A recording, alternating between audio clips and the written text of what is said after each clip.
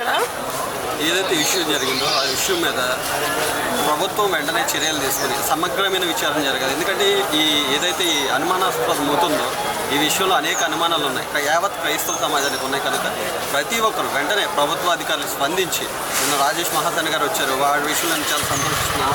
కనుక అలా ప్రతి అధికారులు ఇక్కడ ఉన్న లోకల్ ఎమ్మెల్యే కానీ ఎంపీస్ కానీ ఎవరైతే మంత్రులు ఉన్నారో వాళ్ళు కూడా స్పందించి దీనిపైన సమగ్ర విచారణ జరగాలి. ఎందుకంటే ఆయన టోల్గేట్ దగ్గర దాటిని పుట్టేది ఏదైతే ఉందో అక్కడ బ్యాగ్ ఉంది, కానీ ఇక్కడ యాక్సిడెంట్ అయిన ప్లేస్లో బ్యాగ్ లేదు. అది యాక్సిడెంటా లేకపోతే ఎవరైనా చంపి అక్కడ వేశారా?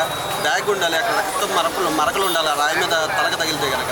అలాంటి ఏమీ లేవు. అయినప్పటికీ కూడా ఇదేదో యాక్సిడెంట్ జరిగింది, అదేదో నార్మల్గానే ఆయన పడిపోయారన్నట్టుగా దీన్ని చిత్రీకరించే ప్రయత్నం అయితే చేస్తున్నారని అనుమానాలు మాలో ఉన్నాయి కనుక దీనిపైన సమగ్రమైన విచారణ జరగాలి. ఎందుకంటే ఇది ఒక్క మనిషికి జరిగింది కాదు. ఆయన ఇంటర్నేషనల్ స్పీకర్, ఆయన ప్రపంచ దేశాల్లో ఆయన వీడియోలు చూస్తారు. తెలుగు వారు ఎక్కడ ఉన్నా ఆయన అంటూ తెలియని వారు లేరు.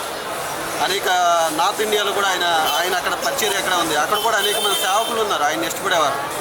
అలాంటి నాలెడ్జ్ ఉన్న పర్సన్ ఇంకా ప్రపంచంలో ఎవడూ లేడని నేను చెప్పగలను. ఎందుకంటే అంత అద్భుతమైన వక్త ఆయన. అలాంటి వ్యక్తిని కోల్పోయినందుకు మేము చాలా బాధపడుతున్నాం నిజంగాను. అలాంటి వ్యక్తి మళ్ళీ మాకు దొరకడు. కానీ ఆయన చంపిన వాళ్ళు అనుకునే ఉద్దేశం ఏంటంటే అయిపోయింది కదా, ఇక్కడితో అంతా ముగిసిపోయింది అనుకుంటున్నారు. కానీ అలాంటి ప్రవీణులు అనేక మంది పుడతారు.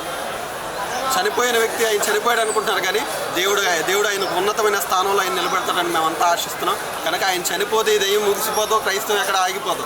అలాంటి వ్యక్తులు అనేక మంది ఈ సమాజంలో పుట్టుకొస్తారు. ఆయన్ని ఇన్స్పిరేషన్గా తీసుకున్న నేను కూడా చెప్తున్నాను, ఇక మీదట చావు అయితే క్రీస్తు కోసం, బ్రతికితే తండ్రి కోసం. ఇది తప్ప మా జీవితంలో మరొక మాట, మరొక జాస ఉండదు. అలాంటి వ్యక్తి కోసం సమగ్రమైన విచారణ జరగాలని మేమంతా క్రైస్తవులుగా మీ అందరికీ మేము విజ్ఞప్తి చేస్తాం. మీడియా వారికి కూడా మా హృదయపూర్వక వందనాలు తెలియజేస్తాం. మీ అందరికీ నా హృదయపూర్వక వందనాలు తెలియజేస్తున్నానండి. ప్రవీణ్ పగడాల అనే మంచి గొప్ప దైవ సేవకునికి యావత్ క్రైస్తవ్యమంతా ఇది మర్డరా లేకపోతే మరణమా అనే విషయాన్ని ఎవరికి అర్థం కాని పరిస్థితుల్లో ఆయన యొక్క భౌతిక దేహాన్ని మేము చూసినట్లయితే ఆ విధంగా కనిపిస్తుంది. వాస్తవంగా చెప్పాలి అంటే నిజంగా అలాంటి మహనీయుడు, దైవ ఆత్మ కలిగిన వ్యక్తి మరి భూప్రపంచంలో ఉంటారో లేదో మాకు తెలియదు, కానీ యావత్ క్రైస్తవ్యానికి ఒక మాదిరి,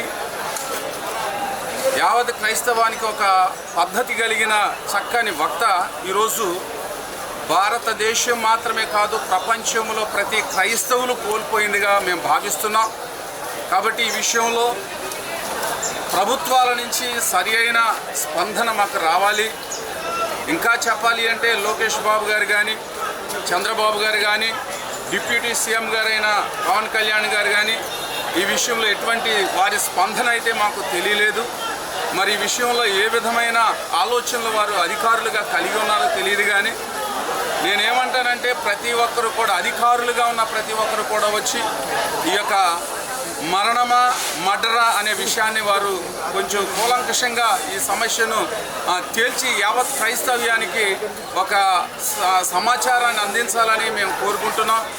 ఇక్కడ హాస్పిటల్ పరిధిలో మేము చూసినట్లయితే అంతా కూడా సందిగ్ధమైన ఆలోచనలో ఉన్నారు, కానీ ఏ ఒక్కరు కూడా ఇది మర్డర్ అని కానీ లేకపోతే మరణం అని కానీ తెలిసే విధంగా లేదు. కాబట్టి ఈ విషయంలో మేము ప్రభుత్వాన్ని, అధికారులని, పోలీసు వారిని మేము కోరుకునేది ఏంటంటే సమగ్రమైన న్యాయం జరిగించాలని. అందరూ కూడా ఈ విషయంలో పోరాటం జరిగిస్తున్నారు.